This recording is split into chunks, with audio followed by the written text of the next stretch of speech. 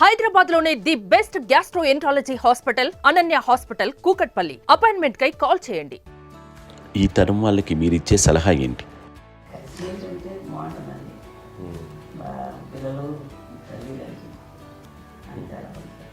ప్రేమలు ఇప్పుడు లేవండి, తగ్గిపోయింది. మెకానికల్ చాలా మటుకు ఏదో ఇంకా వాళ్ళ పనులు చేసుకోవడం ఏదో జరిగిపోతూ ఉంది అనుకోండి. అంత ప్రేమలు ఎక్కడ లేవండి ఇప్పుడు ఈరోజు. అంటే ఒకప్పుడు ఒకళ్ళకి ఇంకొకళ్ళు భరోసాగా ఉండేవాళ్ళు, అంటే అందరూ కలిసి సపోర్ట్గా ఇది చేయడం.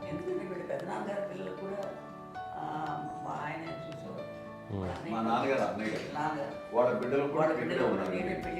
ఎన్ని ఆస్తులు వచ్చాయి ఫిజికల్గా అనే దాని మీద కంటే కూడా ఇవి ఆస్తిగా తీసుకుంటూ నేను విలువ ఎరిగి గుర్తెరిగి దాని ప్రభావం తెలుసుకుని అది కనుక మనం ఇచ్చుపుచ్చుకుంటే ఫ్యామిలీలో అంటే దాని మించి మా చెల్లెలు కూడా వస్తే నేను అనుకోవట్లేదు, సూర్య కూడా ఉంటుందని నేను అనుకోవటం లేదు.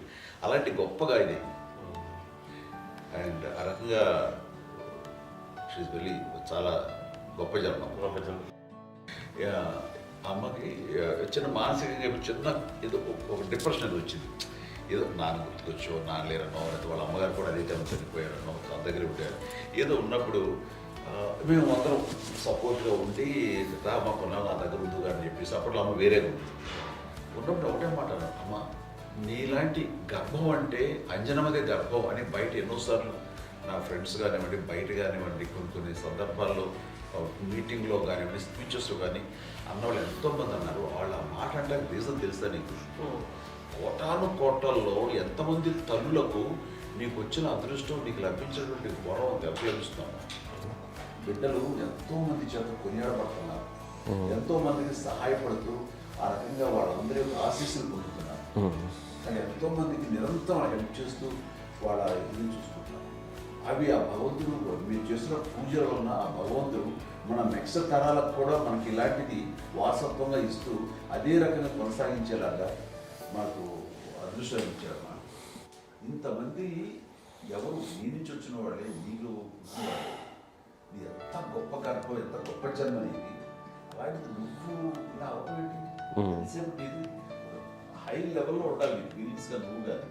అంతే నువ్వు ఇలాగా కుంగిపోవడం ఏంటమ్మా చెప్పినప్పుడు నిజమే కదా.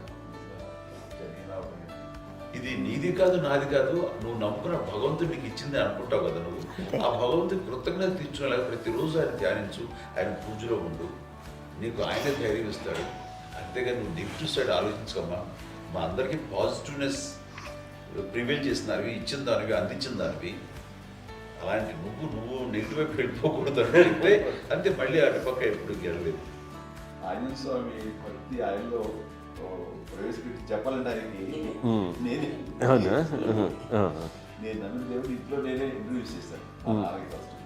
నానంత ప్రగాఢంగా నమ్మి ఆయన దాని వల్ల లబ్ధి పొందారు. ఆయన అందులో మమ్మల్ని మించిపోయిన స్టేజ్కి వెళ్ళిపోయారు. ఆయనతోటి ఆంజనేయ స్వామితో ఇంటరాక్ట్ అవుతూ అట్లా ఆయన నమ్ముకుంటుంది. ఆయన నానంటారు అంతా నా గురువు, నా పెద్ద కొడుకు పెద్దోడే గురువు.